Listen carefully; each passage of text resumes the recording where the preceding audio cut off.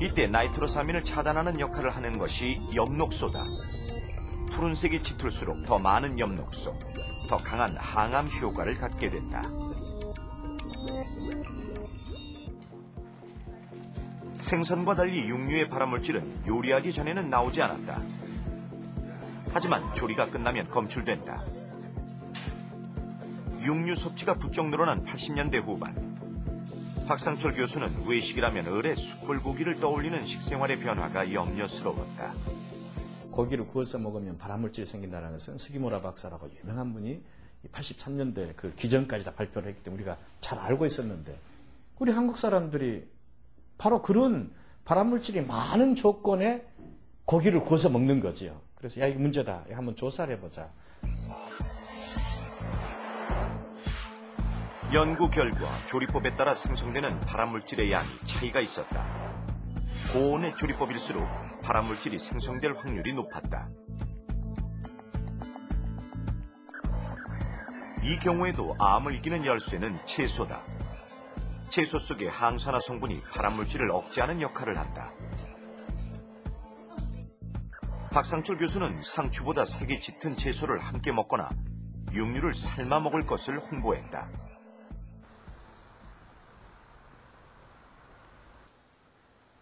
박상철 교수가 긴 세월을 함께해온 실험 장비를 둘러보고 있다. 베크만 DU 스펙트로포토미터라 그래가지고 이 생화학 분석을 할 때 소위 이제 이 자외선 검준에 있는 것을 측정할 수 있는 장비, 우리나라 최초 장비입니다. 이 장비는 그 마이크로 켈달로메트리라고 해가지고 이게 단백질을 아주 정확하게 측정하는 것이죠.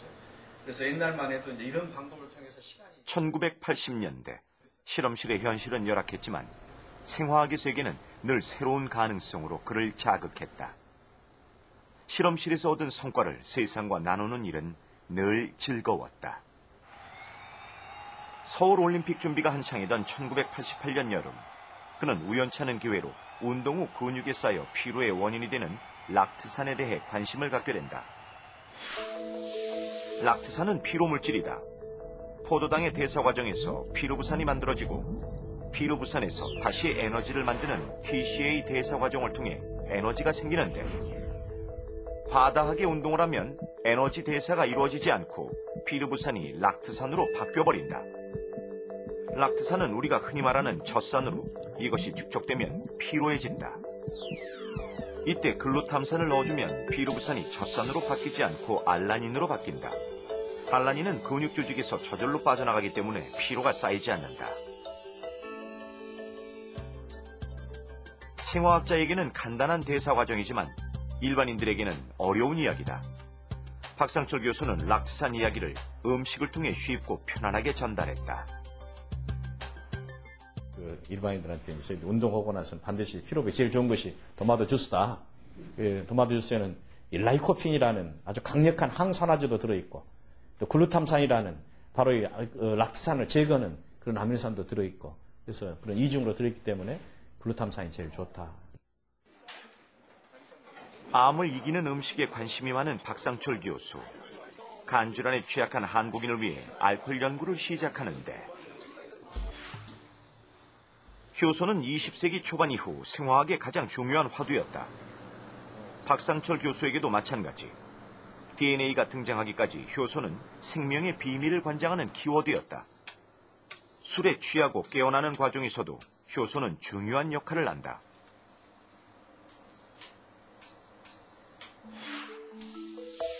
알코올이 몸속으로 들어가면 알코올 디하이드로게나제라는 효소가 조효소 NAD의 도움을 받아 아세트알데히드로 변한다.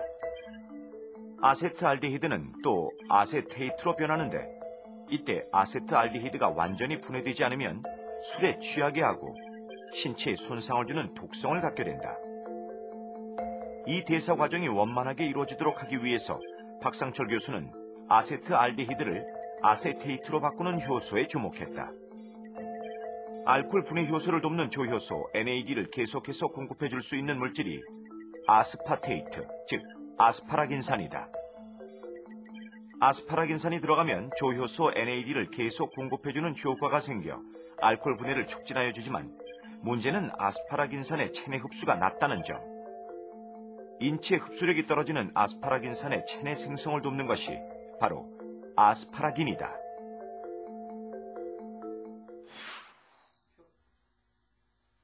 그런데 인체 내에서만 가능하다고 생각했던 알코올 분해 대사 과정이 인체 밖에서도 가능하다는 사실이 우연히 발견된다.